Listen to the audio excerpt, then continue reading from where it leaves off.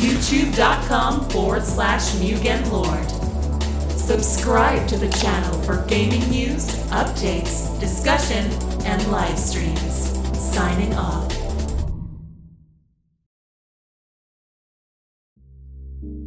Okay, so something quite interesting happened to me this morning. I found myself feeling conflicted on whether or not I should take my pre-order off this particular game that I somewhat had been looking forward to. And if you don't know, today was the official release of Jump Force, and I pre-ordered the game about a month ago, and since then I've been really questioning whether or not I should support the game. So after playing the beta and watching other YouTubers such as Globocube, Billsby, and Nightly Inferno who covered this game immensely, ever since that happened, my interest for the game began to wane quite a bit. I started really looking into the game mechanics and how the game is designed, and to be truthful, this game in terms of quality is inexcusable. So I decided that the day of this game launch to cancel my pre-order. Now, this game is definitely, in my opinion, not worth the $60 price tag, and I decided to wait till either the game price dropped or wait till they decide to release a complete edition of the game, which includes all the DLC characters and costumes or whatever content that they have. And trust me, this has become a trend lately with most fighting games, so I can definitely see that happening. Now hear me out for a second. I will give you my reasons why I believe Jump Force is a game with so much wasted potential. Now I credit the YouTubers whose gameplay I use in the description below, so make sure you check out their channel because they cover a lot of Jump Force and anime fighters, so I suggest that you check them out. Now, okay. Now, I know some of you are wondering, but Mugen Lord, you were so excited for the game when it was announced during E3 of 2018. Yo! Let's go! Let's go! Oh my God. And yes, I was excited. And that was because now that games like Dragon Ball FighterZ proved that developers could create a fighting game using anime licensed property that caters to both casual and competitive players, I figured that Bandai Namco learned from Arc System Works and began to apply it to future anime licensed fighters. But I was wrong. When I first watched the announcement trailer of Jump Force, it showed similarities to the previous title called J-Star's Victory Versus. Now, the characters moved similar and environments were just as open as its predecessor. Now, I was hoping that the developers took notes of what made J-Stars fail as a title and then address those issues and make the game better with Jump Force, but boy was I wrong. That same day after the announcement, they revealed some gameplay. I've noticed that, something was missing from the game. It was missing its 2v2 team-based combat, but instead they decided to go with a 3v3 tag team gameplay. Now, we all know that fighting game fans in the West can't stand arena fighters unless it's Power Stone. Let's be real here. And I can't blame them for that because Arena Fighter has a host of issues that really isn't present in traditional fighting games. For one, you are fighting in an open space that will either be influenced by the stage elevations or hazards. Two, players will also have to deal with bad camera angles, which makes it harder to judge the distance between you and your opponent, which is crucial to playing footsies and spacing out your opponent's attacks. And three, most arena fighters have a limited moveset for character, which ends up making the game feel stale over time because there aren't really many options for creativity from the players, and plus after a while, the entire roster start to feel similar to one another. And finally, tracking hurts most arena fighters. Since you are playing from a behind the back view in an open space, it makes landing attacks quite difficult, so designers figure out a solution, which is tracking. Now, what tracking is, once you get into a certain proximity of an opponent, just simply pressing the attack button, you and your character will automatically track the opponent's movement and follow them. This creates a sticky situation in which I will get into much later in the video. Knowing the 2v2 was removed from this game in place of the 3v3 tag system, my hype for the game began to pretty much dwindle just a little bit. But I still had hope for the game and wanted to see what they had in store for us with this new approach. Now, this is where I want to get into the gameplay of Jump Force. We were introduced to the 3v3 tag system only to find out that all three characters share the same health bar. Now, I'm sitting here scratching my head puzzled with this design choice. Why? It absolutely makes no sense to take this approach. It creates a situation where there are no real incentive to actually switch your character. The system isn't a 3v3, it's a 1v1 disguised as a 3v3. There are some Jump Force YouTubers who absolutely believe that this design choice is perfect and shouldn't be changed, but I disagree. Hear me out. The developers should have given each character their own life bar. This not only creates a level of depth when it comes to team management, but it also discourages reckless assist spam. If a player discovers a character has a broken assist, what's to stop them from abusing it, knowing the fact that the assist can't be killed over time for reckless spamming? When giving each character their own health bar and allowing the opponents to inflict damage on an assist character when summoned, it creates a whole new layer of strategy, because now it allows players to think and decide which character to preserve as an anchor for your team. Yes, teammates should be able to be killed, which leaves the player with limited access to assists and other tools at their disposal. But Mugen Lord, assist has cooldowns, but those cooldowns are almost pretty much non-existent in a game like this. Speaking of cooldowns, there are literally no cooldowns implemented into some of these special attacks. Players can literally spam special attacks after special attacks as long as they have the meter to do so.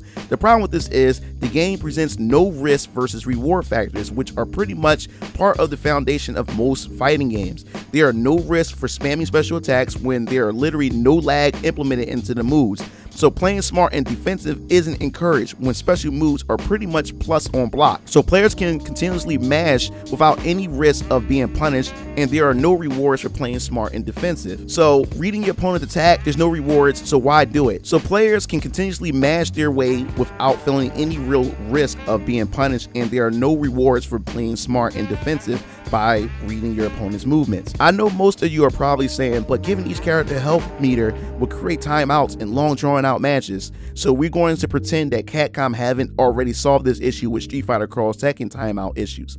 The biggest gripe from that community was the fact that timeouts were due to damage scaling and recoverable health. Capcom simply retweaked how damage is taken and how recoverable health can be depleted faster, because characters were now giving properties on their attacks that completely destroyed recoverable health. So yes, timeout shouldn't be an issue to address when giving all three characters separate health meters. Hell, Dragon Ball FighterZ Season 2 even addressed these issues concerning damage scaling and recoverable health, which was an issue when it came to timeouts in that game as well. So let's tackle one of the major elephants in the room, in my opinion, when it comes to this game, and that's tracking. Tracking in arena fighters can make or break the game depending on how poorly implemented it is. Now, in Jump Force, the tracking is horrible. No matter if you successfully dodge and evade most attacks, the game will literally have your opponent track onto you and turn them into the direction you are dodging, which enables you to still get caught into a combo that you successfully dodged to begin with. This further encourages players to mash the attack button, because there are literally no risks when you are literally tracked onto your opponent on whiff. Now, let me give you a perfect example of tracking done right in the arena fighter. I will show you some footage of a few matches I played in the Sea of Final Fantasy NT. Oh, and by the way, that game is also a 3v3 team game. Now, as you can see, both my opponent and I are trying to position ourselves to land an attack on one another. We failed to land these attacks because we weren't properly positioned, and we are both successfully dodging one another. And when we dodge our attacks, it doesn't track and follow the opponent. This creates situations to where you have to be careful, because you can be punished if successfully blocked or dodged. This is what risk and reward comes into play. My defensive play allowed me to outwit my opponents in his or her aggressive play, which got them punished, and vice versa. Nope, this is what risk and rewards come into play. My defensive play allowed me to outwit my opponent, and his or her aggressive play got them punished, and vice versa. So nope, you won't find this in Jump Force, and Globaku couldn't have said it any better. Pretty spam friendly. An overly aggressive playstyle is actually encouraged through different mechanics. Even when you're missing attacks, you're encouraged to mash your buttons. There are perfect counters when you hit the attack button, so while you're getting comboed, you're encouraged to keep mashing it. A lot of the special moves are safe on block, so you can throw out a lot of specials recklessly. The grab mechanics is horrible in this game, and even when I played the beta, there were times where I was nowhere near my opponent and they just grabbed me somehow. I just didn't understand.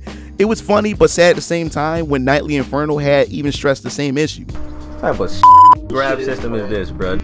Nowhere near me, nowhere. So, Mugen Lord, you sound as if you want this game to become competitive. Well, in some ways, why shouldn't a game such as Jump Force have some depth by adding in some competitive elements for players who really want to sink their teeth deeper into the game? It doesn't have to be esports ready or anything, but they do need to at least have some structure to it. The game will go a long way if there were some competitive elements added into the game, because once the hype for the game dies, most casual players will more than likely move on to a new game, while your somewhat serious players will still play the game post-launch and would even buy the DLC and still continue to play it after all the DLC has concluded. So I definitely agree with Billsby when he said that he wished the game was more competitive. I think these types of arena fighting games without any care for balance have come to an end. More people are interested in playing the competitive side of video games now with the rise of esports and the fighting game community. And if you have the opportunity to make a fighting game with all of these amazing anime characters from different series and popular franchises, why limit yourself? And the developer even states that they weren't going for the competitive aspect for Jump Force, but they was going for more of a style and flash, and that's what this game is. This game is just style and poorly implemented on top of that. But enough about the gameplay. What about the quality of the game in terms of presentation and visuals? Now, the character models has no life, and the way they move around the field is so janky. Now, I was watching Max Kamakura's video about his opinion of Jump Force, and it further proves my point about the laziness of this game's design. Bro, like, seriously? What is going on here with her neck? Like, are we ignoring this? We can't. So, they have no facial expressions. Oh, wait, hold on. I just heard we got a cutscene with Sanji. Let's check that out. All right, let's see what happens. Okay, Sanji, let's go. Oh, what the f? But one thing that truly bothers me about some members of the community is the fact is that some of them would say, hey, let's support this game to let Bandai Namco know we have concerns with this game. Now, I used to be guilty of this same mentality. Do you really think supporting a broken game will let developers know that there are issues with the game? No. By not buying the game and its DLC will tell developers that you are dissatisfied with what they're doing. But guess what? Bandai Namco won't have to improve anything to this game. They would just simply do little fixes just to satisfy the core fan base and let the game eventually fade from existence with no support. You know why? Because they already earned their money from those who were suckered into paying $250 for the Ultimate Edition for a product that is so poor in quality that it's laughable. Now, let's talk about DLC for a second. There are supposed to be 9 DLC characters for this season's pass. Now, that's an awful lot of characters, don't you think? Wouldn't it be crappy if most of the DLC characters includes cut characters from J-Stars? What if the DLC consists of Toriko, Medaka, Hiei, and Madara? That's 4 out of 9 characters that makes up the DLC. They were, especially since they were from the previous Jump game. Now, if this happened, I would not support this game, and I suggest those who really are passionate about this game do not support it. Do not support it at all if they happen to do that. Take previous characters from the previous title and make this DLC consist of those cut characters. I think that's really scummy, and I think in order to let Namco Bandai know that, hey, or Bandai Namco know that, hey, this is wrong, you shouldn't do this, speak with your wallets. This title is nothing more than a cash grab to them, and they will continue to not improve if any of us continue to support this practice. But hey, I'm only a random guy from the internet who makes YouTube videos.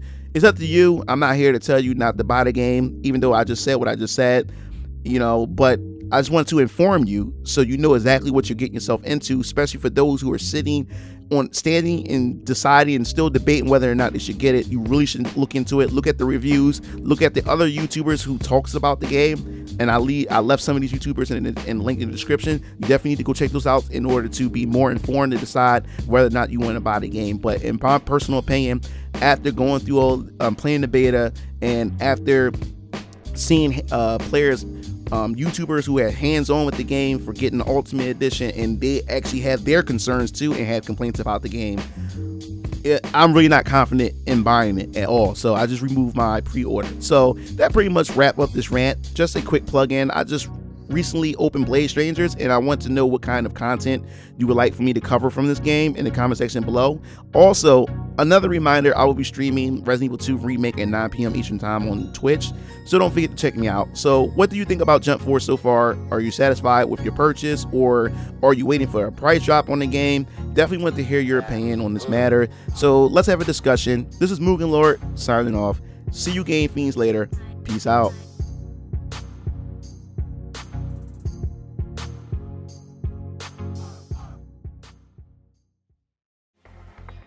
It looks like you reached the end of the video. Well, while you're at it, check out some of my other discussion videos by clicking on the annotations below, and don't forget to follow me on other social media platforms to stay up to date with future content. Signing off.